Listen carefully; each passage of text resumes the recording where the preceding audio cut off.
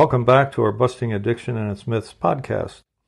I'm Bruno J., and I have updated the introduction to our episodes in order to address an issue that we cannot ignore, nor do we want to. It looks like COVID-19, the coronavirus, will be with us for some time. Some say for another year or two. People are as frightened as they ever have been. They seek safety for their families above all, protection from the virus and from economic insecurity. But many families also face an added burden, drug addiction and alcoholism in their own homes, and what to do about it. There's something you should know. We, SafeHouse Rehab Thailand, were founded on the idea of safety. We hold on to the truth that clients deserve to come to a treatment clinic where they can at least feel safe and sound. Devoting ourselves to safety first gives us the firm foundation upon which everything else is constructed, hence our name, SafeHouse Rehab Thailand. Thailand has been recognized as one of the world's safest places to be during the pandemic. Further, we at SafeHouse have made the right adjustments so that clients and staff remain and feel safe and sound. Masks are mandatory, as is social distancing, mandatory hand cleaning, daily blood oximeter readings, which is an early warning measure, and if by chance anyone doesn't feel well, the local hospital in Bang Bung is only minutes away. My podcast, Busting Addiction and Its Myths, is dedicated to serving families of still suffering addicts and alcoholics by providing evidence-based advice and insight so that you can make a better informed decision on what to do and what not to do. We are sponsored by SafeHouse Rehab Thailand, dedicated to a modern approach to recovery, which means that we absolutely outperform traditional rehabs when it comes to diagnostics, technology, and aftercare. To learn how we can help, just visit safehouserehab.com, where we post the latest news.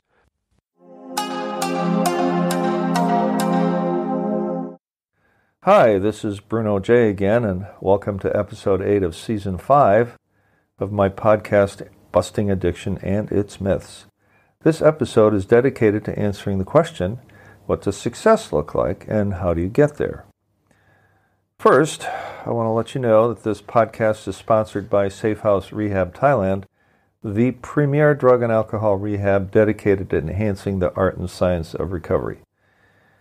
This is a plug for my sponsor, who has given me the opportunity to help the families and loved ones of alcoholics and addicts better understand the nature of the disease and what they can and shouldn't do about it.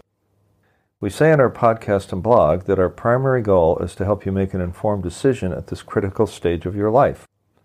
SafeHouse Rehab Thailand represents the modern approach to recovery, founded on safety, which is why we absolutely outperform traditional rehabs when it comes to intake and detox, technology, and aftercare.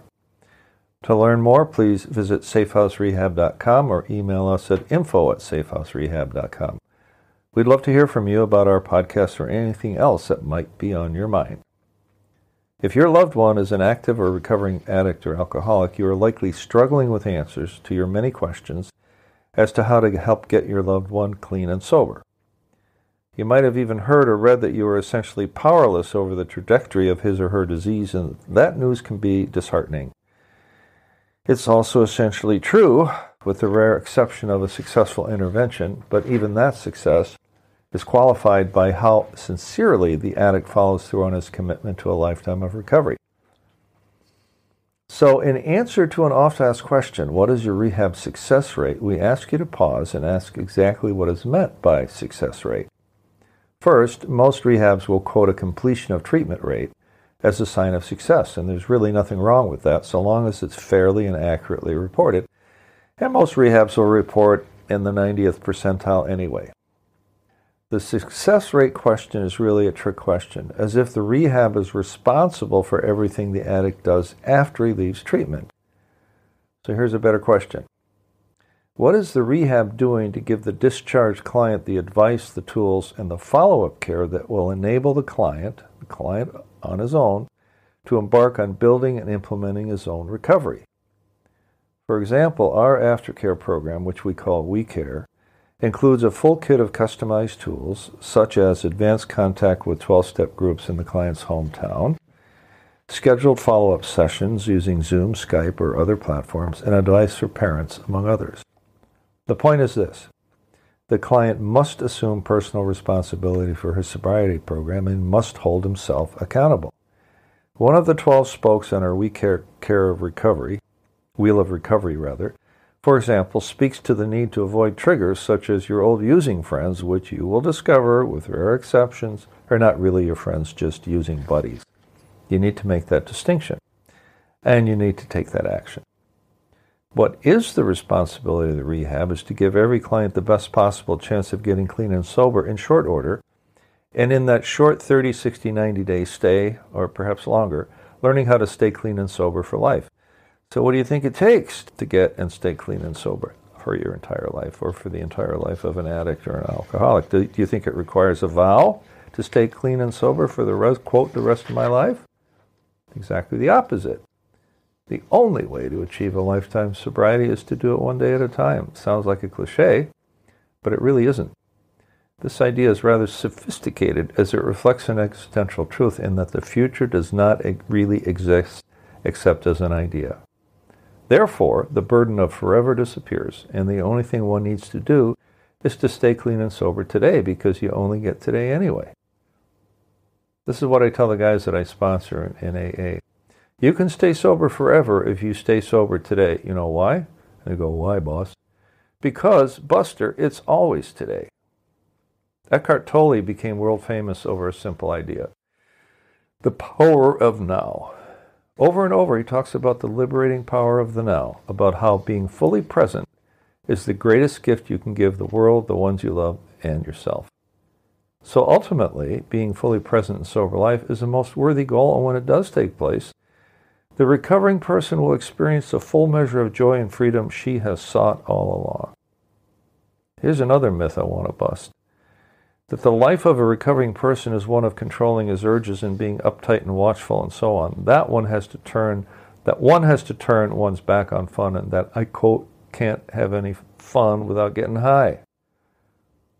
First, there's no need to control anymore, since the obsession to drink and use will have been lifted, usually early in the recovery process, and definitely within a few months, with rare exceptions. Some call that a miracle.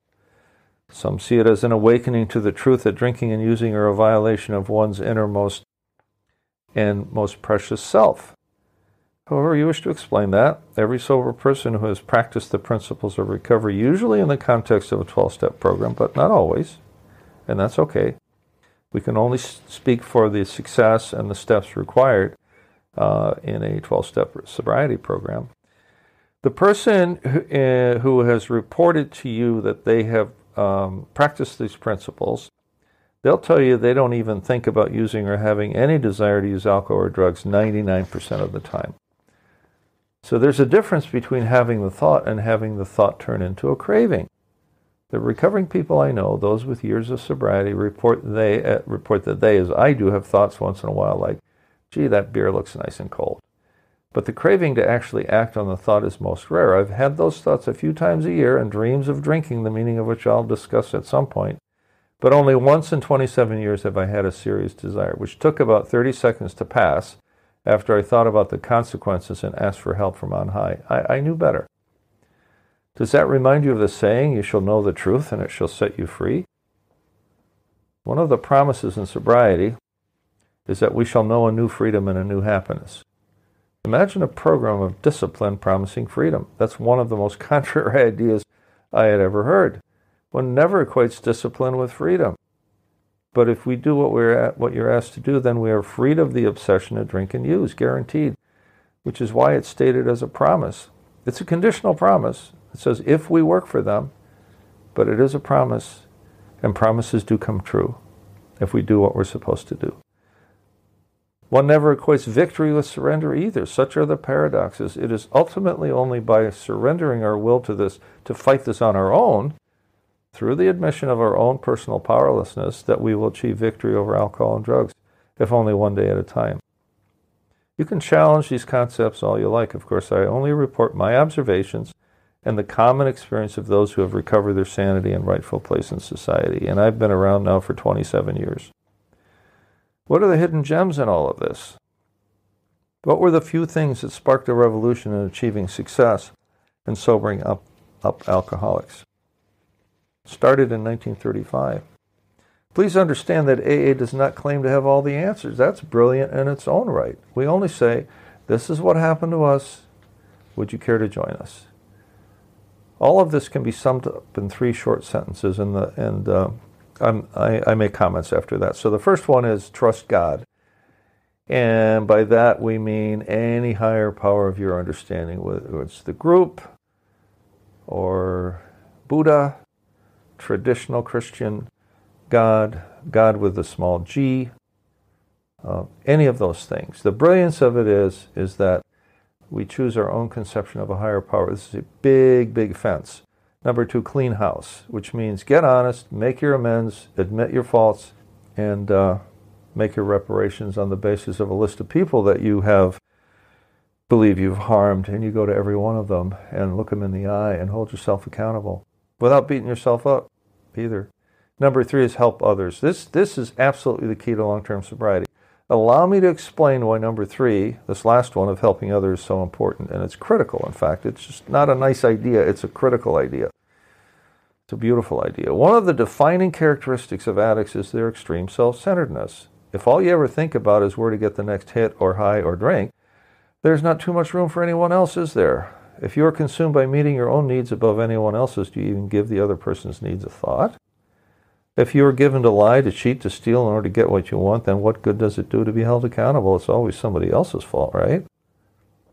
The essential realization that needs to happen is that true sobriety can only come from character development, through a transformation from a selfish state to a state of being as a selfless persona.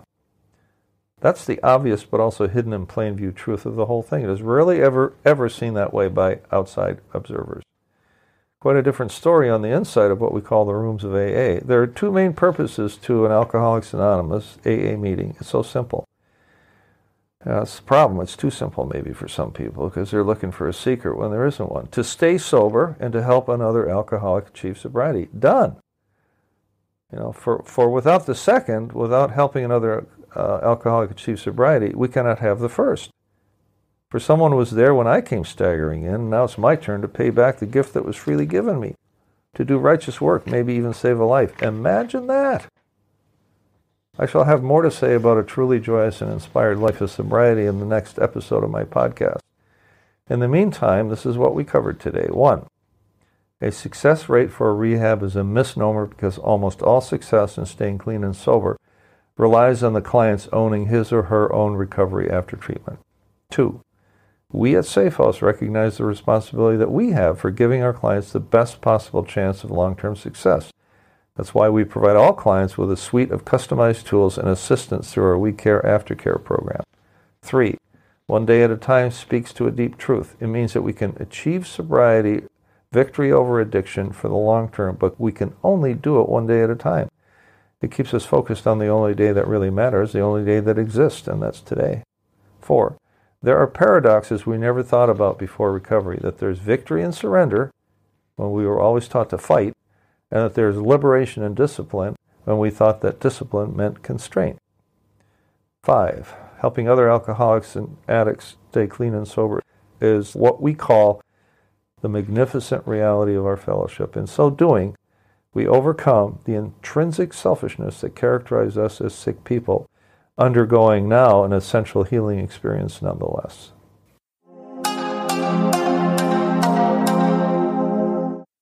Thank you for tuning in today. This podcast is sponsored by SafeHouseRehab.com. SafeHouse Rehab represents the modern approach to recovery founded on safety as our first priority. We absolutely outperform traditional rehabs with a sophisticated intake protocol, application of new techniques, and a more robust aftercare program.